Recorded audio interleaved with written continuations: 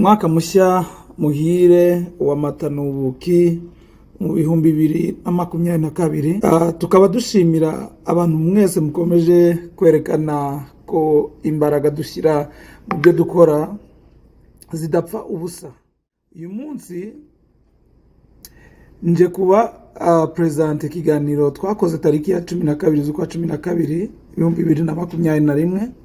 Ikiganiro twagiranye n'umuntu wacu udasanzwe, umuntu ukunda urubyiruko, akaba ari umucuruzi ukomeye kandi akaba yarabaye n'umudepite muri Repubulika Iharanira Demokarasi ya Kongo. Ntabatindiye rero uwo nta wundi ni Honorable John Kanyoni. Iki kiganiro twise Q&A cyangwa se ibibazo n'ibisubizo na Bwana John Kanyoni. Twagizemo ibice, twagiye tubicamo ibice bitandukanye kugira ngo bye kurambira ababireba. Tukaba dushaka guha amahirwe abatari bitabiriye icyo kiganiro kubera uburyo ikiganiro cyari ingenzi. Ikaze mu kiganiro. Mu presentation wari wayikoze, nasubira wenda mu ibyangombwa cyane ibijyana n'akazi wenda dukora muri iyi minsi. Nk'uko wabivuze, I'm an entrepreneur, nkaba mfite company nyinshi nkorana nazo, zimwe wenda management ntabwo nkiri busy in management, but I'm just holding a position of like a chairman or a director. Cyane Metashem ni company yacu, ni company imaze imyaka myinshi cyane, more than almost 20 years, ariko mbere yaho twatangiye n'izindi. Ndaza wenda gusubira no kuri Metashem kugira ngo mbabwire yuko tugomba kwiga no gukorana, twese tugakorana icyarimwe, tukareba ukuntu twagenda twungana kugira ngo twubake dukomere nyine. Metashem ni company yatangiye muri 2003, ariko itangiye hari abandi bavandimwe bari bafite yabo yo ku ruhande, Patrick Rubiyereka n'undi sister wacu witwa Clemence. And then we decided to join hands and to form only one company. So they joined Metashem, ariko bazanye nabo portfolio yabo ya Clepad company yari yabo. Iyo company ikorera mu province menshi cyane. Dukorera muri North Kivu ari iwacu, tugakorera muri South Kivu, tugakorera no muri Maniema. So mukuru wacu wenda mwanga tunaraza kubisubiraho because he's almost in the same business like ours. Kuba umuntu ari sustainable muri business akamaramo imyaka irenze 15, 20 and plus, biba bisaba a lot of sacrifices, discipline na management iri on a very high level. Wenda turaza kubisubiraho as a minority, mu byo turi buze kuganiraho, we have to do extra miles nkuko muvuga mu Cyongereza. We have to do really a lot in terms of sacrifices and so on. So iyo Metashem dukora mu bijyana na casterite nkuko wabivuze, tugakora wolframite, tugakora na tin nayo. So we have also our own asset, dukora trading, but we have some asset which belongs to the company, zimwe na zimwe muri North Kivu, muri South Kivu, and muri Maniema tugakora na in partnership na company ya leta, which is the biggest by the way. Ifite assets za tin muri Congo yitwa Sakima, which is a parastatal company. So we are in a kind of joint venture with them to develop the company. So ngakora nabyo mu bintu bijyana na energy. We started a project like a few years ago, just to give you some information also. Ifoko abantu bamenya yuko muri Congo ibintu bijyana n'amashanyarazi ushobora kuza, you open your own company, you invest in the company, you produce, ugakora transportation na even commercialization also for your energy. So we have two companies. One is called Tempo Power. If the project ya 167 megawatt muri province ya Katanga ya kera, ahantu yitwa muri Lualaba. Muri Lualaba nyine tukaba tuzakora part of it. The biggest is abiri 67 is abiri hydro, ariko we do combine with what we call solar also. Energy nashaka kugira ngo no cyane mwe muri US na Canada even na Europe mumenye yuko our country DRC will be playing a key role in what we call the transition from fossil energy to clean energy. ni ibintu byangombwa cyane kubera iki ndaza wenda kubisubiraho ariko I want you to take note yuko DRC will be playing a key role in the world in this transition. So why did we decided kuki twafashe umwanzuro kugira ngo tujye muri energy nkuko wenda honorable nari buze kubivugaho our experience muri mining when the country decided to open also our mining asset to private sector. Very few Congolese invested in mining. Example has our Honorable Mwanga Chuchu and the family. They are really quite a very good example. Ugiye muri Katanga, most of the company are either under Western companies or Akabadi Chinese. So we said that it was crucial for us not to lose the opportunity we lost with mining company and to see how we can invest heavily in energy. So Tembo Power, we almost completed already all our studies. You can maybe, those who like maybe to get more information,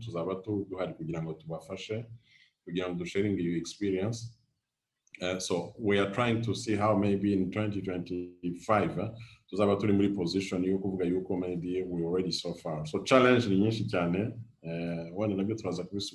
our country. But at the same time, while challenges are big, but at the same time also opportunities are also very big.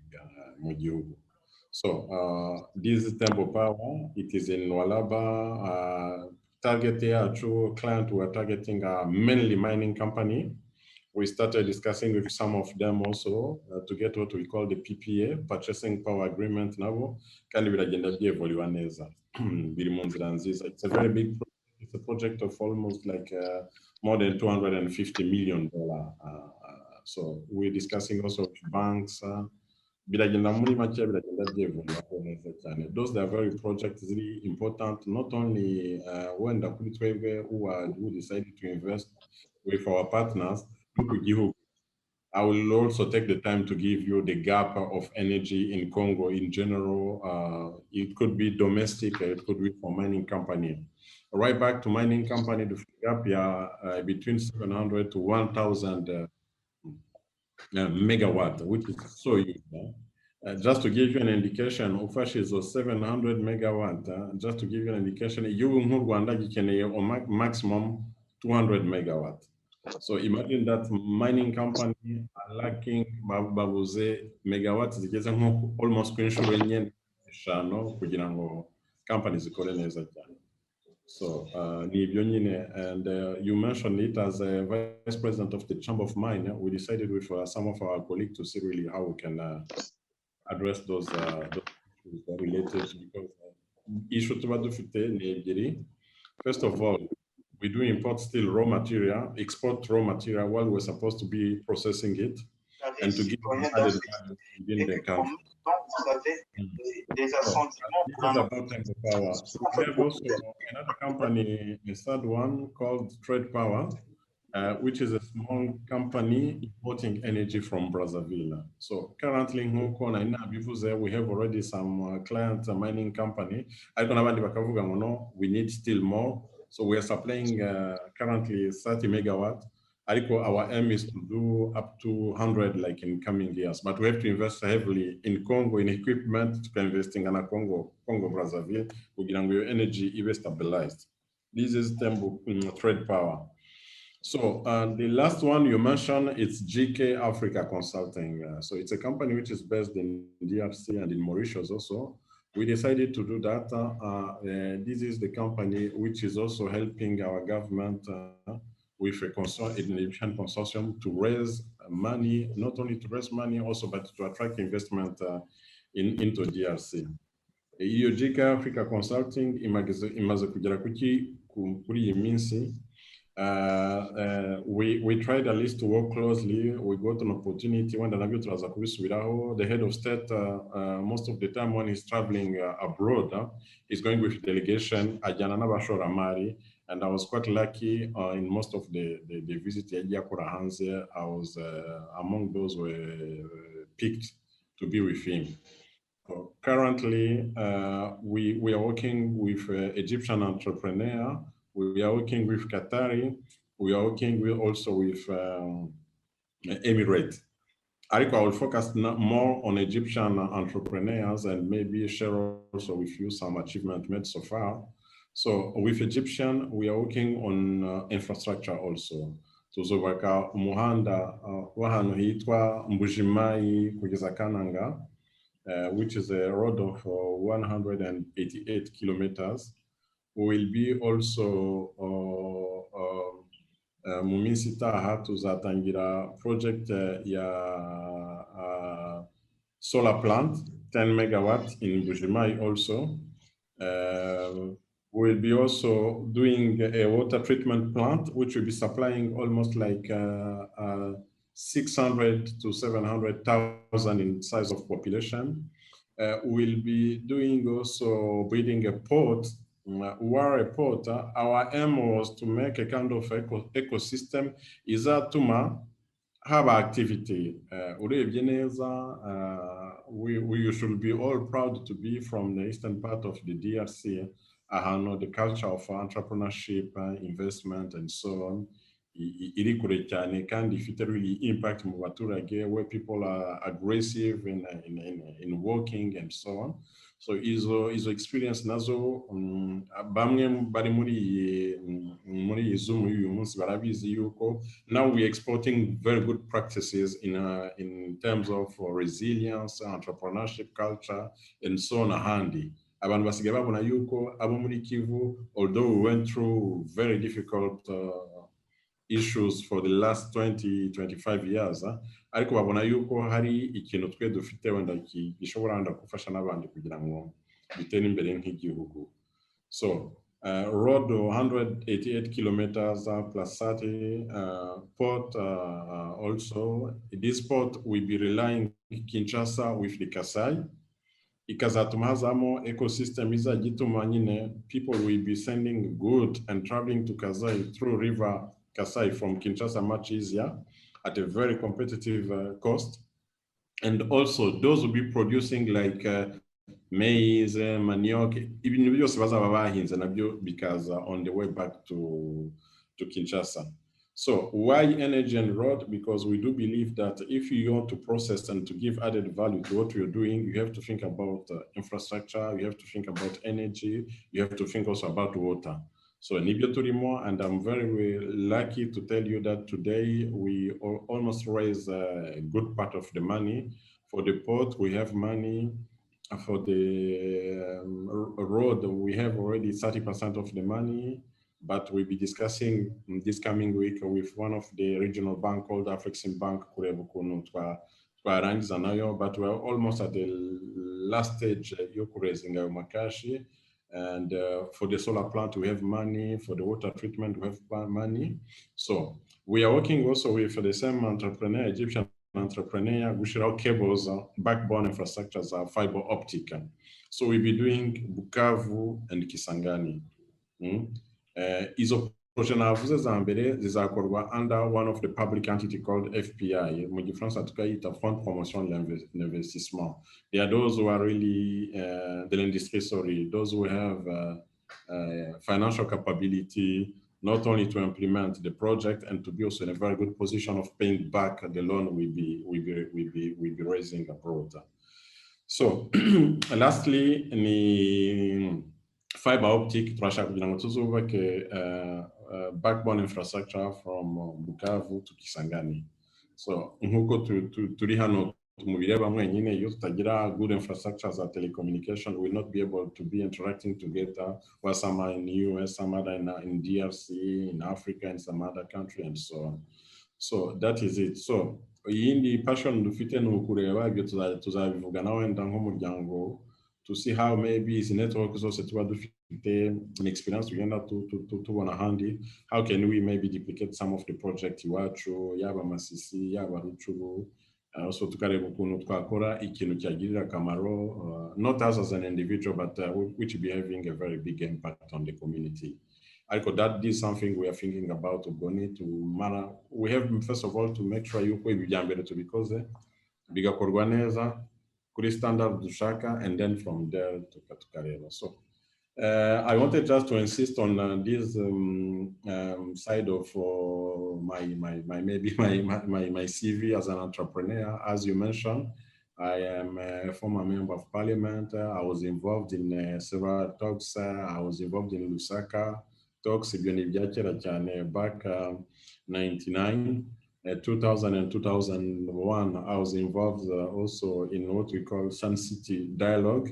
Yatumye nyine tugira n'amahoro muzi ko igihugu cyari mu bice bitatu, and then later on turangije Sun City, I was a member of parliament up to the end, so I was among those who even wrote the current constitution y'igihugu cyacu. So let me stop there. I want this session to be the most interactive one kugira ngo tubumve. My target is ni cyane cyane ku basore bacu n'inkumi zacu, to know that we have a country which is a very blessed country, kandi igihugu cyacu kikaba gikeneye amaboko yanyu mukaza mukagikorera. I know that perception y'igihugu hanze ibitameze neza, challenges zirahari nyinshi cyane, but I'm among those who think that we can overcome those challenges. So let me stop here. I don't want to be in a position of monopoly. Sinshaka yuko ari ngewe wavuga cyane, ariko ndashaka ko tuganira kandi tukaganira neza tureba n'ukuntu twakubaka igihugu twese hamwe. Also, I want to tell you, Manzi, abashaka kuvuga icyongereza, they can feel free. I will try with my broken English. Abashaka igifaransa nacyo turagerageza, nta problem kwa, nta kibazo. Urakoze cyane kuri nizere ko munyumva neza cyane. My microphone is okay? Yes. Turakumva. Okay. Yes. Urakoze cyane kuri presentation uduhaye. Mbere yuko ntanga microphone ku bantu, ndabanza nakire president wanjye, President Mama Odette. Urakaza neza. Merci Manzi. Na chef mukuru ye nawe yitabiriye, ntago nari nabibonye, nabonye mbona nimero nasobanuke ndamubaza uriya ninde, mbona ni boss wenyine, ndavuga ni okay, amaboko ndayamanitse, ariko Odetta ni sister wacu mukuru kandi dukunda cyane. Me, we have even special link with her, and I'm quite impressed. Sindabona ikiganiro na kimwe cy'abanyekongo Odetta badahari. No. She's a very organized human being I ever met. Ni umuntu uri organize kabisa ku rwego ntari nabona. I'm very humbled kuba nkorana nawe ku muryango wa hano muri Canada. So thank you so much for showing up, Mama Odette. Merci Manzi et bonjour à John. Bonjour Odette.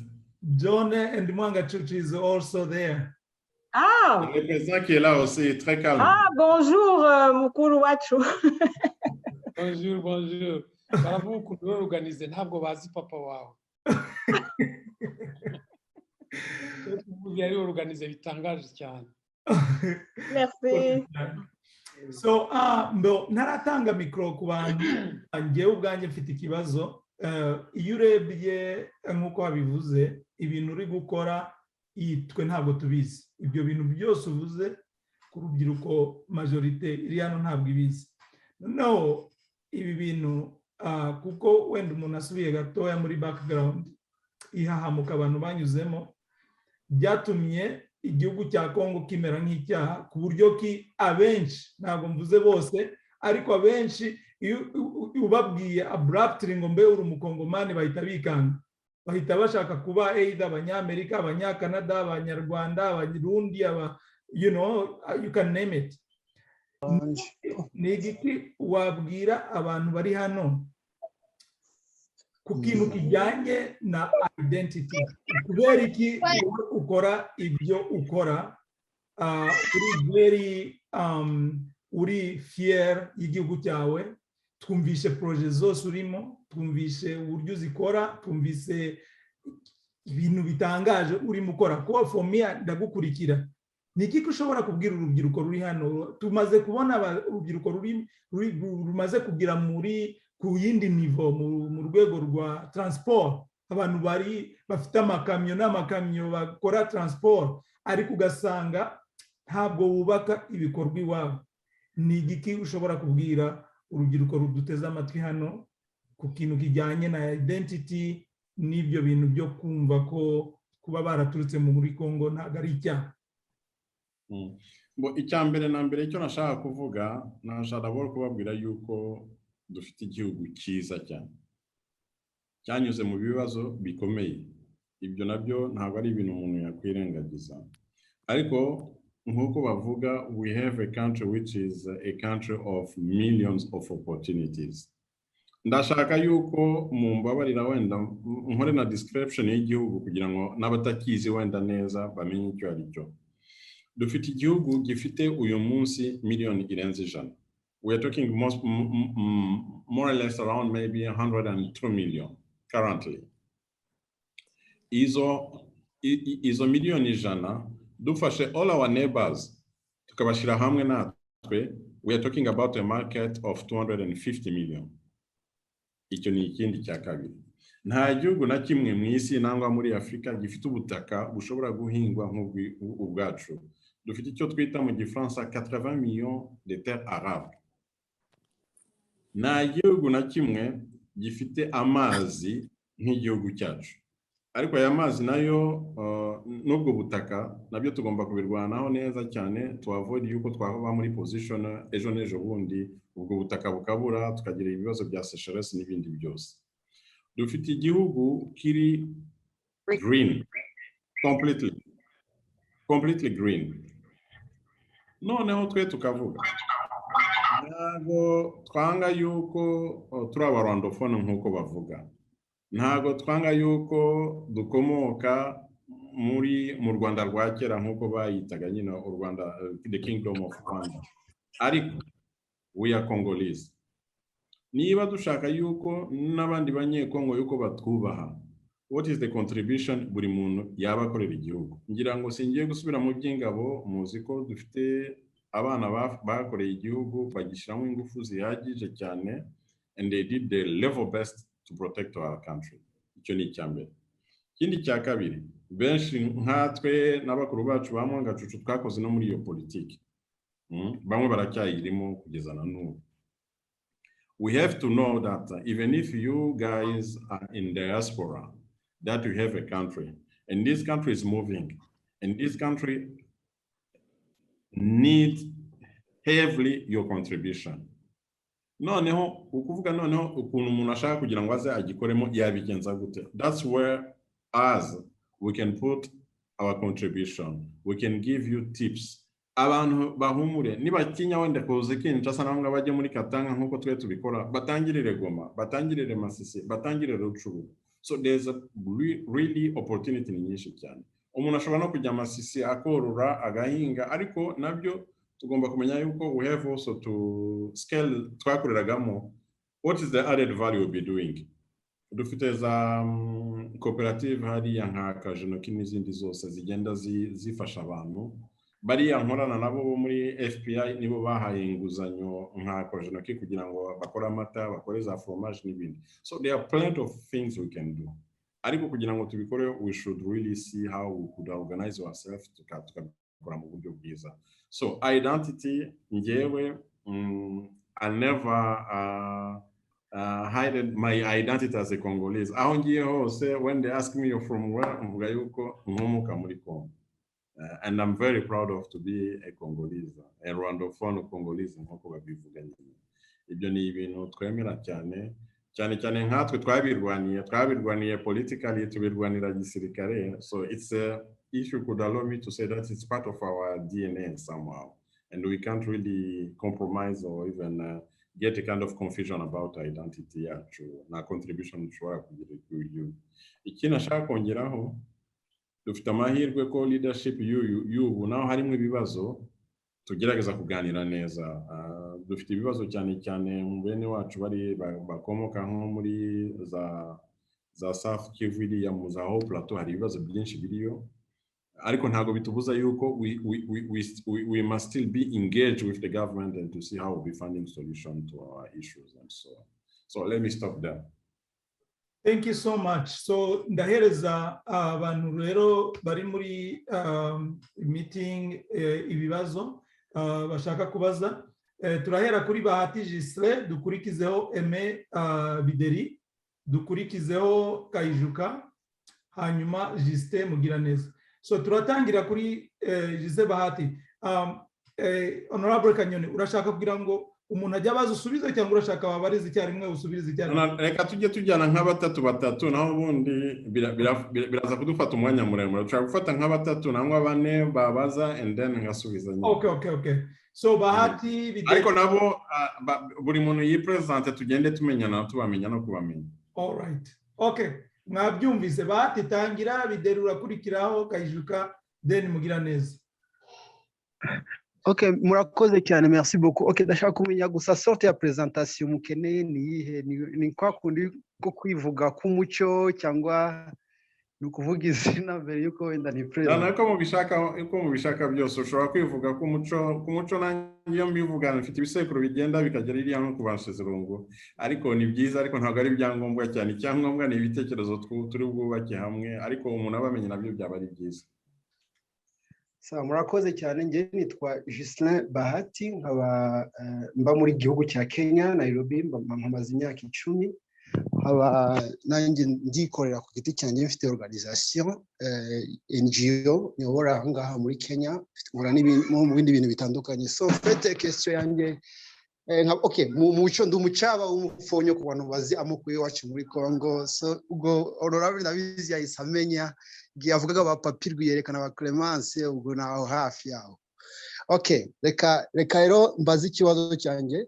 Hari numvisha ibyo wavuze n'ukuri wakoze cyane, byankoze ku mutima kandi nari ndi kumva ndi motive n'ibintu wari uri kuvuga, ariko ikibazo cyatuhona cyo iyo cyo tugiye ku ma social media n'amakuru tugenda twumva yibera muri Congo, biri très étouffé, ubu ufite ubwoba ku buryo umuntu yibaza ngo un simple citoyen nka Gislain udafite les connexions, udafite imbaraga, udafite wenda ukeneye kwinvesta muri Congo nk'umuntu usanzwe nk'umutura gusa, let's say just ngewe Gislain umuturage aho utari nka papa Kanyoni cyangwa se utari nka papa Mwanga Chuchu, tubazi nk'abayero mu gihugu, urumva n'abantu bari entushabe bafite déjà des connexions nationales, bafite abantu benshi baziranye nabo. Watugira ihe nama uko c'est pas n'importe qui wakumva ari à l'aise kujya Masisi?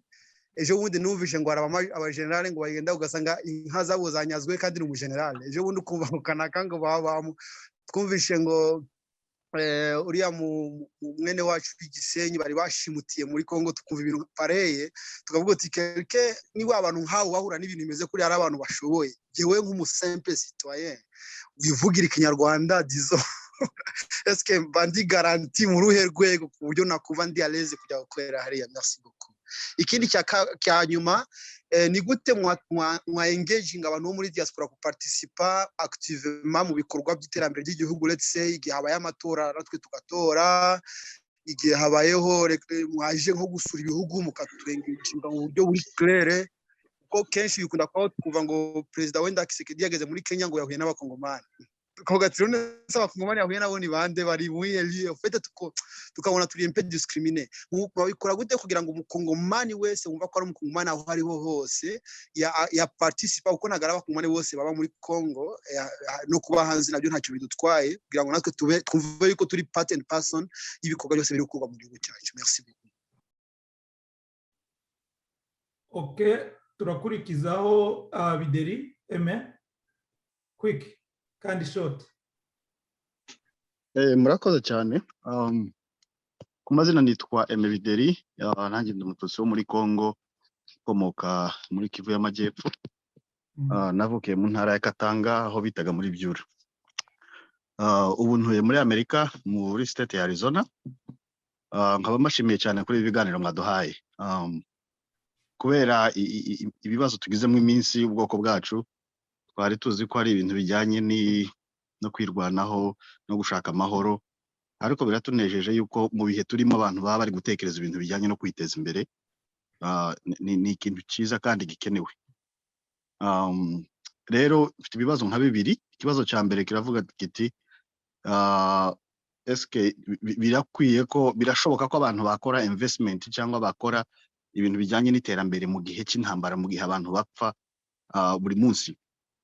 Ikibazo cya kabiri kiravuga kiti kigiye kujyana n'icamwe wacu maze kuvuga ko eske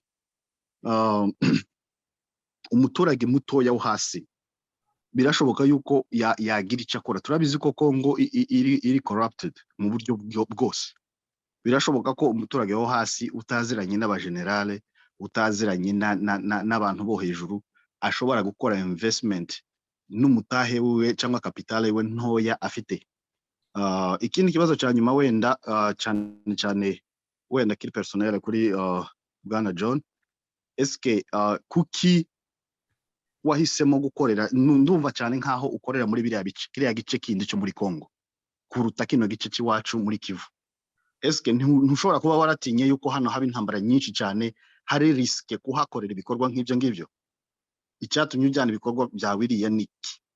Kuko mu mico yacu wakagombye guhera iwanyu, kubaka iwanyu, kuko nibyo bifasha kuzana amahoro, bizana n'utuzi n'ibikorwa mu baturage biwanyu, ariko uhita kubijyana za Katanga, za Kasayi na za Kinshasa.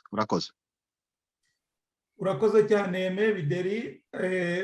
Amahirwe ari hano dufitemo n'umumambure wa parlement araza kugira wenda ibyo bivugaho dusoza, ariko araza kugusubiza. Kayijuka wakurikira. Mwiriwe cyangwa sinzi niba munyumva. Turakumva. Okay. Murakoze cyane, nagira ngo nshimire John Kanyoni, nagira ngo nsuze na honorable Mwanga Cucu. Njye nitwa Kayijuka, ntuye mu ntara ya Alberta muri Canada, mpamaze imyaka 20. Ikintu nza kugarukaho nagira ngo nshimire iki kiganiro cyane. Aho mvuka i Masisi, niba mushaka kumenya ndi murumuna wa honorable Mwanga Cucu. Ikibazo nza kugarukaho ntabwo kijyanye cyane n'ibyo bya investissement, kuko ni byiza cyane kuba mubidukanguriye, kuko urebye imyaka umuntu amaze akora, wambwira ngo nsubire inyuma nacuruza inyanya. Niba mwumva icyo mvuga ni uko iyo urebye gukora urakora, ariko ntacyo arapfa, usaza ntacyo ugezeho. Ariko umuntu atangiye gucuruza inyanya yenda yagira ikintu azageraho. Icyo nshaka kuvuga rero ngewe cyane ni kijyanye hano muri diaspora, ni ikintu cyitwa bene wacu bari muri leta za Amerika, ari abava muri Sud Kivu, ndavuga Abanyamurenge, ari abava no muri Nord Kivu cyangwa no muri n'ahandi hantu. Baje muri ibi bihugu ni benshi cyane. Njye mu kazi nkora muri leta, ndi employment career counselor, ariko ikibazo ngarukaho ni uko bene wacu baje aha ngaha bangirika cyane cyane urubyiruko. Ntabwo umuntu abona ahantu rujya mu bintu dukora, tuzakora nagira ngo narwo tuzahagurukire bashobore kujya mu mashuri kugira ngo bazashobore n'icyo gitekerezo cyo gukora investment. Nta maproje John ari kuvuga yose nayumvise, n'amaproje meza cyane, azasaba abantu bayakoramo bafite ububasha, ariko bafite esprit entrepreneurial, ariko bafite na capacité ngira skills, aba-ingénieur, aba-gestionnaire de projet, ibintu byinshi. Donc bagira ngo icyo kibazo tuzakigarukeho nacyo. Murakoze cyane, kandi abari mu Kongo ndabasuhuje n'abandi bose. Murakoze. Urakoze cyane Kayijuka. Reka tube duporeje aho ngaho, turakurikizaho Justin Mugiraneza na Bodo Munyantore. Reka honorable Kanyoni abanza asubiza ibyo ngibyo, noneho turaza kugaruka kuri bariya babiri basigaye. Reka ntangire kuri ibyo. Ikibazo cya Bahati Gislain yibazaga niba umuntu ashobora kuza agakora muri Congo adafitemo connection, cyane cyane yongera gusubira ku bibazo bihari, ibibazo by'umutekano, za kidnapping, ibibazo bya election, n'igihe wenda umutware yagiye hanze, kuki tudakora ko dushoboye kugira ngo n'abandi biyemplikemo. Icya mbere kwanza icyo nashaka kumubwira, nk'ubu we yakagombye no kumenya yuko ubu tuvugana nyine ari a very big delegation yavuye muri Kenya yaje muri Congo iyoborwa na owner wa Equity Bank. Ibyo nabyo mugomba namwe kujya mushiramo ingufu mugashakisha amakuru mukaza no muri izo delegation. Baje Kinshasa bamara iminsi, bava i Kinshasa bajya Lubumbashi, bavuye Lubumbashi bari kuri Goma. Ubu tuganira ahubwo uze gufata na telefone uganire na Patrick aguhe na feedback y'ibyo baganiriye hariya, kubera Patrick yari no muri bamwe na bamwe mu bantu bari muri za panel zabo zari zero organized. So you have also to be smart enough mugashakisha na information muri business, muri politike, mu gisirikare, ahantu hose udafite information uba uri mu mwijima. So wakagombye no kumenya yuko bariya bavuye muri Kenya wenda iyo ubazamo natwe twari kugenda tukagwa n'izindi ngufu tukareba ukuntu twagenda tuguconnecta. Mbo musubire ku kibazo wabajije. Yes, abantu bashobora gukora business badafite connection, batazwi nka Honorable Mwanga Cucu Kanyoni n'abandi bose. Yes, they can do business. Barabikora. Wenda ntago waza ukora ibya Mwanga Cucu in one day kubera wawe bimazemo imyaka, aricyo wakora ushatse small size business yawe ukagenda udevelopa neza. Urebye kuri Gomari ya ukareba ibyo abahungu bavuye hakurya mu Rwanda n'abahungu batuye hariya bene wacu ibintu bakora ni hatari sana. Hari abantu mu ngana bagenda bagakora za Lubumbashi, bamwe bari hano i Kinshasa. Mu muryango wawe uzi ko hari n'abandi baje hano bagurisha za internet i Kinshasa, umuhungu wa Muze Pangrace Rwiyereka n'abandi bose, umuhungu wa Professor Rwigamba. Bari aho benshi cyane bagenda bafata izo riske. Nabo igihe baje icyo twe tujya tubasaba gusa tuzajye tumenya nuko bahari. Dufite umuryango hano, dufite organisation, dufite president, natwe bakuru banyu turahari Kinshasa. Tukamenya ko muhari. N'igihe mwagira ikibazo tukareba n'ukuntu twabatabara namwe no kubafasha. Even just to take a call. Umuntu agahamagara umuntu akakwakira. Tubifasha abandi benshi badafite naho bahuriye n'umuryango wacu tora tubikora buri munsi. So we'll be more than really happy to help you. N'ikindi nacyo noneho ukamenya umushinga ushaka gukora n'uwuhe. Riske zirimo niziye. Chance ufite cyane igihe utari ahantu ubona yuko ufite umutekano mwinshi cyane niziye.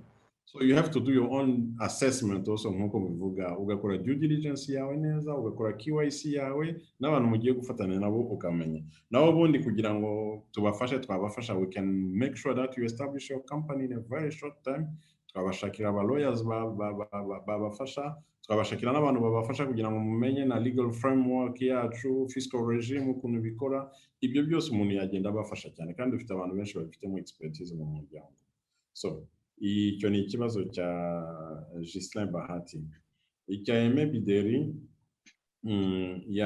yavugaga nawe yabazaga nkaho is it possible to invest in a very insecure situation. Biratuvuna cyane ariko cyane ntago nababesha mbabwire yuko ibintu byose ni byiza. Oya ibibazo biba birimo byinshi cyane, ariko ibibazo byo muri Congo biba hose. Hari ibibazo usanga muri North Kivu, bitari biri gusange muri South Kivu, atari biri gusange muri Maniema. So corruption irahari nyinshi cyane, ruswa kabisa irahari, ariko twebwe mu bintu tukora tugerageza gukora kugira ngo tuyirwanye. N'abantu ba leta ngira ngo abankurikira ku mvuga bazi neza when it comes to corruption, we have even a culture of tolerance zero. Corruption is a cancer. N'umukuru w'igihugu igihe tuhuye nawe turabimubwira clearly, tukamubwira ko as long as that we are not addressing issues of corruption. Iki cyumweru kirangiye twari dufite network yacu yitwa Makutano, ari haje umuntu wa IGF, wa Inspector General wa Finance. Ari ukuntu agenda akareba abantu ba leta ukuntu bakora ubujura bwabo bwose n'ibindi. Nge naramubajije namubwira abo bantu bose se mugenda mukareba amafuti bakoze nimufata ibyemezo, bamwe bagafungwa ejo mukaba mwabafunguye n'ibindi byose bizadufasha iki? Ariko urebye na history yacu ya Congo, iyi corruption ihari, it's a result of more than 40 years of a culture of non-accountability imaze imyaka. So don't expect yuko dushobora kubihindura byose in a very short time. It's a process. Ariko icyo nababwira, there is enough political will. Twe dufite experience tumazemo nkuko nabibabwiye, twakoze mu nzego z'ubuyobozi. That's the first time for the last 40 years tubona umuntu wakoze amafuti akajya mu rukiko agatsindwa bakamufunga, wenda bamwe bagafungurwa, ariko ubu hari mechanism bagiye bashiraho kugira ngo ubujura n'ibindi byose bigende bigabanya, but it will be really sort out by step and step. So I can tell you maybe that there is a possibility yuko waza kabisa uka investing as a simple citizen ushatse yuko tugufasha ni nk'ibyo nabwiraga Bahati mu kanya twagufasha. So you said, why did I decide to invest heavily umuntu akajya ahandi? No. We are working also in North Kivu, in South Kivu and Maniema. Most of our exports dukora ziva muri Maniema. Mbabwiye aho amakamyo yacu anyura ni hahandi bahora batwika abantu bagatwika n'amakamyo buri munsi. We are among very few companies which are still there on the ground, because we believe yuko ako kazi dukora kadufasha twebwe gafasha n'imiryango yacu gafite n'akamaro muri province ya Maniema. Masisi natwe hari ibindi dukorayo on a very small scale ariko bihari. Ariko one of the solution kugira ngo ni ibibazo byose dufite bizarangire, we have to get job for youth. Umujene ufite 20 years, 25 years, from 18 to 30 years, udafite option y'akazi. Militia iraza ikamubwira fata imbunda ugenda urwana. Bakabikora. People who are fighting today, ntabwo ari nka za ntamara zacu za kera ukuntu abantu ba fighting kugira ngo no for our survival. Bifite na political ideology, no. Ni banditism ihari. The more we have job, bizafasha. The more we have infrastructure, bizafasha. So I can stop there. Kayijuka na ibyo yavugaga nabyo byari nk'ibyo. I can feel like you're very negative about the country. Yes. Ariko igihugu ukuntu umuntu agisoma mu mpapuro n'igihe uri on ground, sometimes there is, I can't say yuko biba biri opposite completely, but it's another perception. Myself, I'm living in Kinshasa currently with my family, my kids and my wife. Honorable Mwanga Chocharahari n'abandi benshi barahari. Ariko tugomba no kuhaba ni igihugu cyacu. I can stop for now hari. Ariko ibyo nani yavugaga Kayijuka about skills, jeunesse n'ibindi, when there will be a very good opportunity, need to wanna yuko hari those who are ready to go to Kasai bakaba bafite izo skills, really will open door for them, definitely. Urakoze cyane kuko hari n'icyo kibazo ndi buze kubaza. Sebukarihire, can you mute yourself please? Muting niba utari kuvuga biradufasha. Hari uwabajije ikibazo turi buze kuza gupozinga, wenda bamanitse amaboko bamaze ibiganza bamaze kubaza no gusubizwa. Turahereza Justin Mugiraneza na Baudouin Munyantore.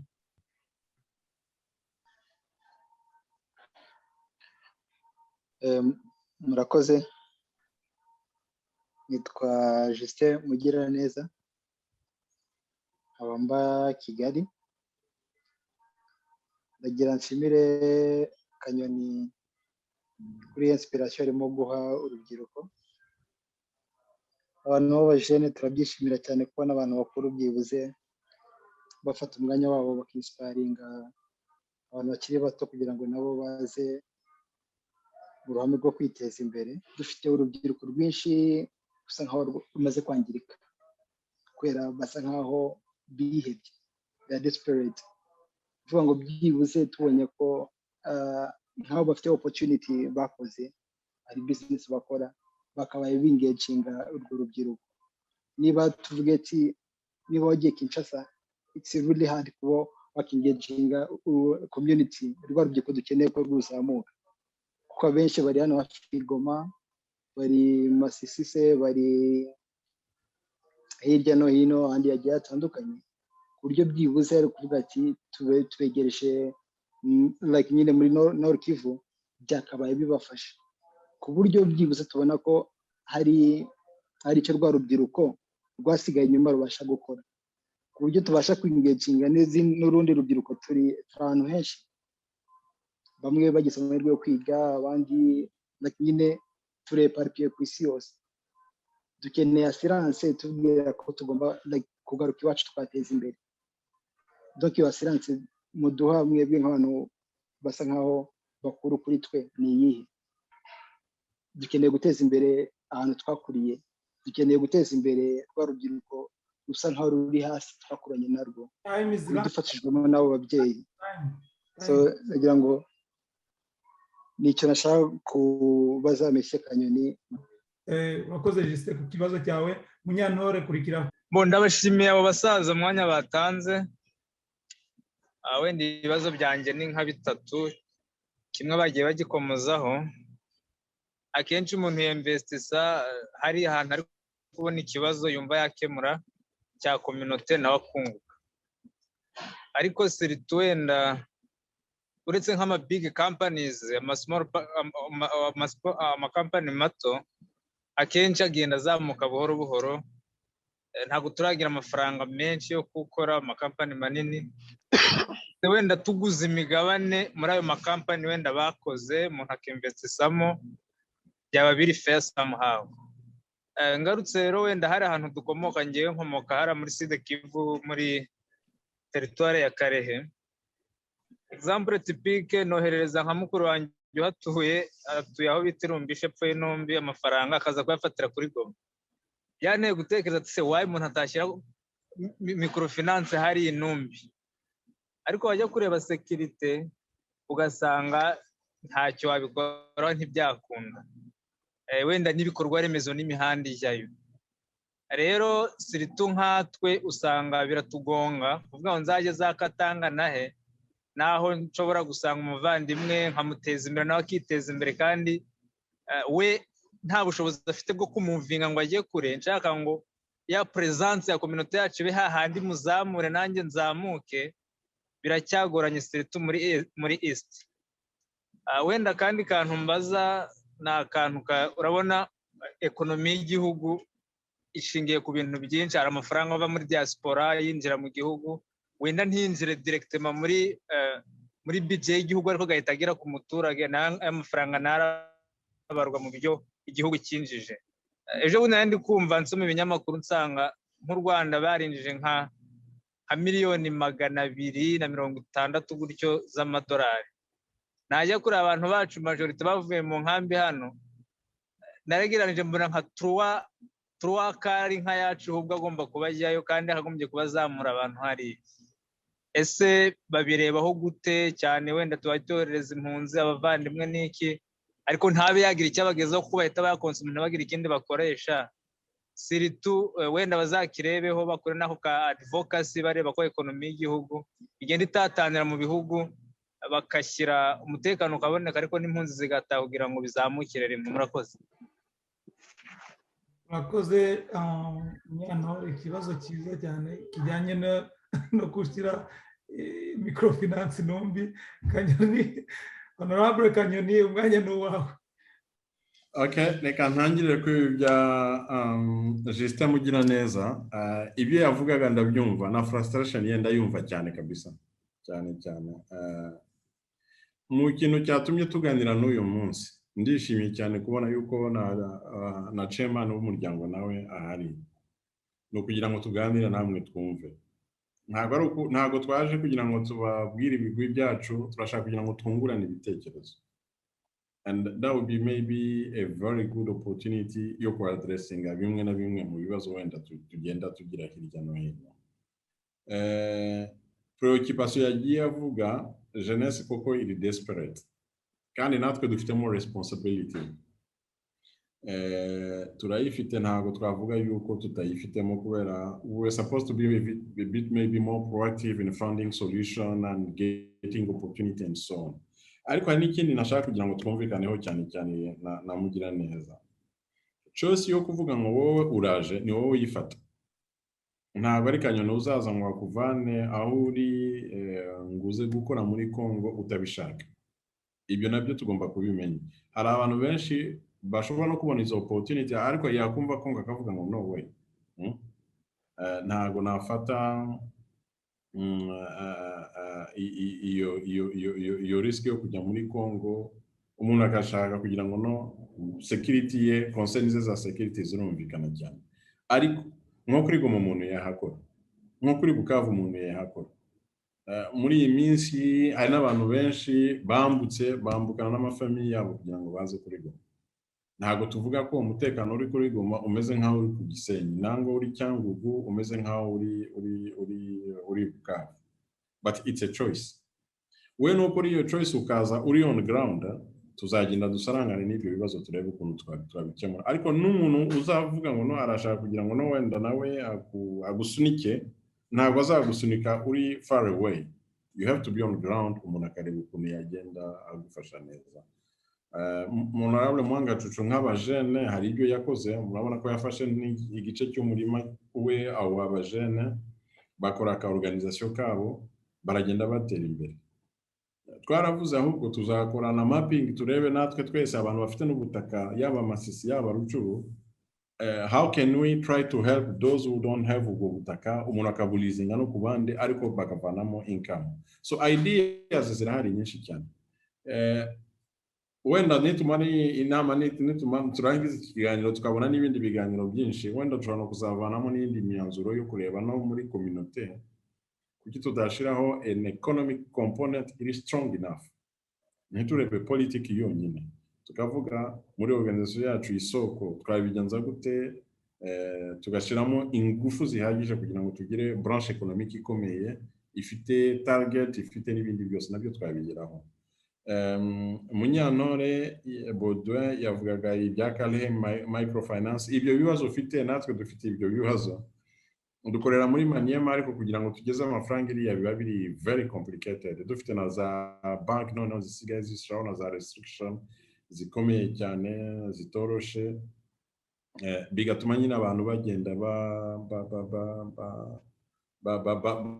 bashaka ubundi buryo bakora ariko security ni issue zihari ngira ngo mwabonye yuko n'ubuyobozi bugerageza with maybe so far with very less success but hopefully yuko bizagenda bigaruka. The situation y'abene wacu b'abanyamurenge yo it's even worse the other side ngira ngo ejo bundi twese twakurikiye ku mbuga ibyabaye ku majoro wacu mu muryango. So ni ibyo bibazo bihari ariko no kugenda tuba natwe involved cyane tukareba ukuntu twagenda tubikemura nibyo navuga. So Kayijuka, don't worry, I was just talking in general. Ntabwo ari wowe nabonye ibyo wanditse reaction yawe ntabwo nagusubizaga wowe ariko nashaka kuvuga yuko you can't also do a move if you're not in general udafite positive vibe. Mwebwe mubaza US n'indi murumva ibyo nshaka kuvuga. You have mentally yourself to be already less negative kugira ngo ufate niyo risk to jump in and to come.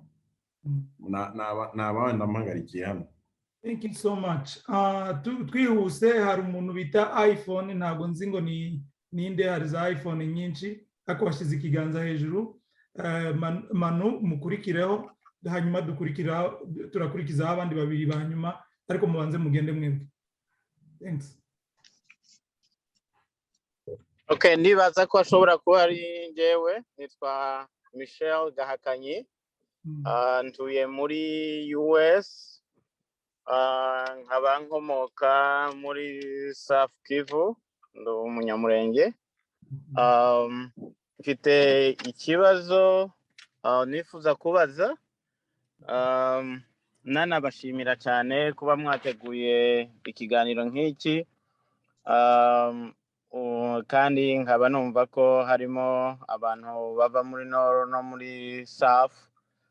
Byabaye bimwe mu bintu ngewe nifuzaga kubera ko ntekereza ko discrimination twahuye nayo twese hariya muri Congo hatariho ubwo bufatanye sinibaza ko zose revivinga muri kiriya gihugu. So rero nubwo iki kiganiro ari kijyanye no kungurana ibitekerezo mu buryo bwa investment ariko nkatwe nk'uko honorable yagiye abivuga baturuka muri South Kivu biragoye cyane gutekereza kuri investment mu gihe bafata abasirikare bacu bakabatwika nk'abajura izuba riva. I would think abantu bakagombye kureba cyane ku mutekano na future yacu muri Congo kuruta kuri investment. Ikibazo nshaka kubaza n'ubundi muranyihanganira ndumva ndashaka gutinda kuri investment ndashaka kubaza n'ibya politiki n'ibindi hano turi mu muryango ntago ndi umunyapolitiki ubu ariko wenda twagenda twungurana ibisubizo. Thank you so much.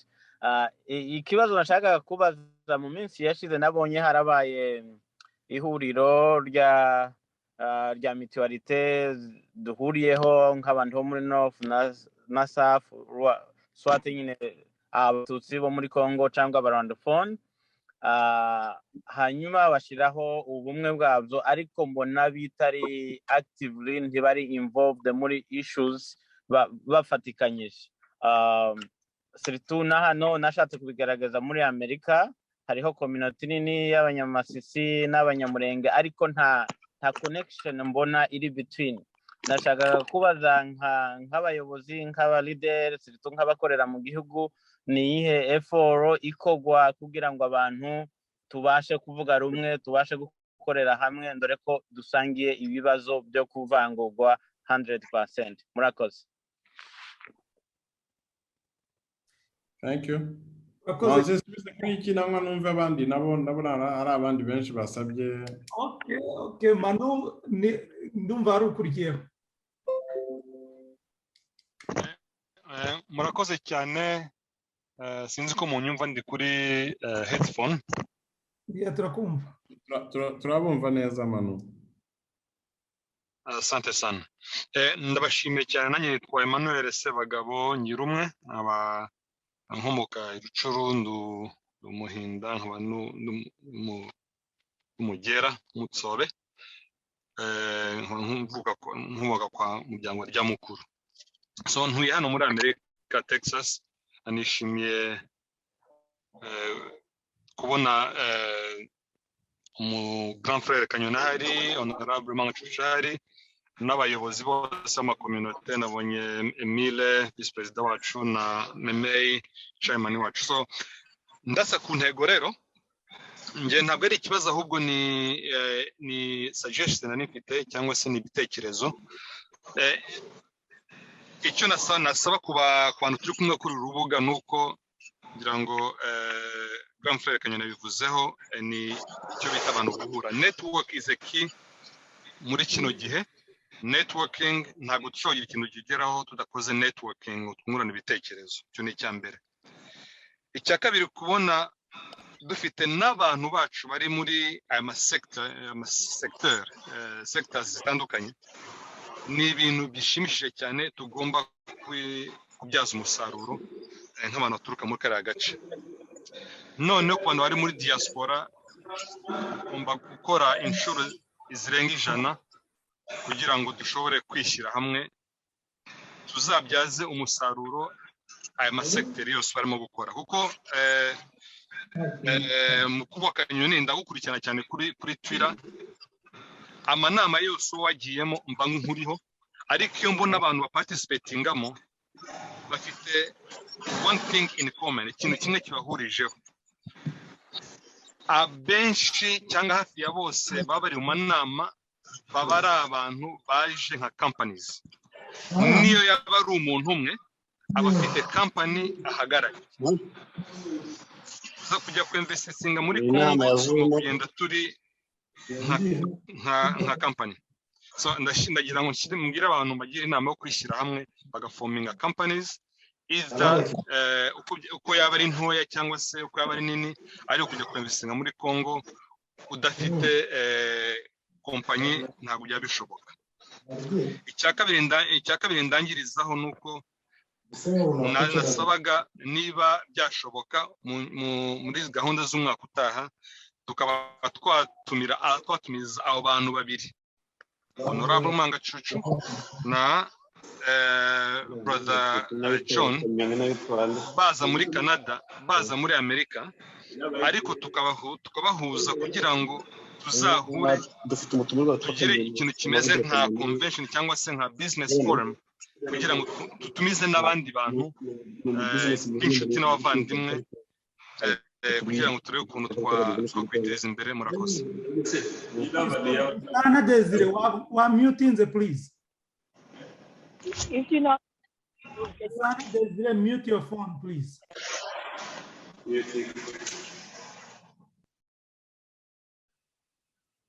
Thank you, brother. So can I go ahead for Michel Gatanyina Namanu? Yes, please. So, concern Michel, we are aligned 100%. ibyo yavugaga, there's no way to think about investment where there's no security, where there's no peace. Ibyo kabisa ni ibibazo twumvikanaho cyane. Icyo tuzakora twebwe wenda, it's only to push. We have leaders, dufite leaders muri politike, twe turi wenda leaders mu bintu bijyana na economy, is to put a lot of pressure, you know. Kenshi tujya twifata cyane cyane, ngewe ko nkora muri Federation des Entreprises du Congo as the vice president, ibintu bijyana na politiki ntabwo tuba dushaka kugira ngo tubishire imbere cyane, because when we have to talk about politics binyura mu nzego zacu bikajya hejuru. Ariko maze kubona biriya byabaye kuba uriya mwene wacu ejo bundi, I took a decision, a personal decision, nandika kuri Twitter. Ngira ngo abankurikira kuri Twitter babonye yuko hari n'abanyekongo benshi nabo bagiye babyamagana. It's also important kugira ngo n'abandi bamenye ibibazo tunyuramo. There was no this kind of saying okay, no munyamurenge, no mututsi, ntabwo dushaka kubyumva. No, everyone was shocked. And I even dukora on the back door tuganira na some of the ministers, ntavuga wenda hano ku rubuga, tubabwira yuko ibyo bintu mugomba kubifatira kabisa umwanzuro. Mwabonye ko n'undi murumuna wacu witwa Edinga Rambe nawe yafashe umwanzuro n'arabyandika, ataginga na ministre wa communication, and he responded.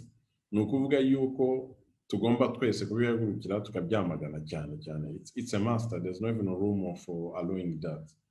So ikibazo wabajije kijyana na mutualité yo muri Nord Kivu no muri South Kivu, ngira ngo dufite president Mwanga Cucu hano, wenda niba afite umwanya nawe yabitu, because he's the one who's supposed maybe to be even responding on that question. Ariko icyo ngiye twe twababwira twebwe nk'abakuru banyu, it's our responsibility to see how we can work together kugira ngo ibibazo byose dufite ni kamana tukabikoraho. Bamwe mu bakuru banyu bo muri South Kivu nka ba Moise turahura tukaganira, Minister Alexis Gisaro nawe tuhora tubonana tukaganira, ba generals n'abandi ntagiye kuvuga amazina benshi cyane, hari abo twagiye duhura bakomoka muri South Kivu kugira ngo tubirebe. Ariko we have to forget about ibi bintu bya identity nabyo bigenda bidutesha umwanya. Tugomba kureba inyungu zacu twese, ukuntu twagenda nyine tuziteza imbere, tukareba n'ukuntu twarwana no ku nyungu z'igihugu, ariko natwe tukabaho nk'abanyekongo. That's what I can say for now. So Manu, Sebagabo, your contribution ya networking ni nziza cyane. You're right, nanjye nyangukurikira kuri Twitter, sometime mbabona na reaction zawe. We are more than happy niba mubona yuko mwadukenera US nangwa Canada, yaba mukuru wacu Mwanga Cucu, and even myself, we don't mind to come munakaganira namwe tukagira like a Congo's Day yacu, tukaganira namwe, tukazana wenda n'abandi benshi cyane, tukareba how we can come and interact with you there. That would be we be good. We're ready to do that kabisa. Nta kibazo twabikora. Thank you so much for tababajije n'ibisubizo.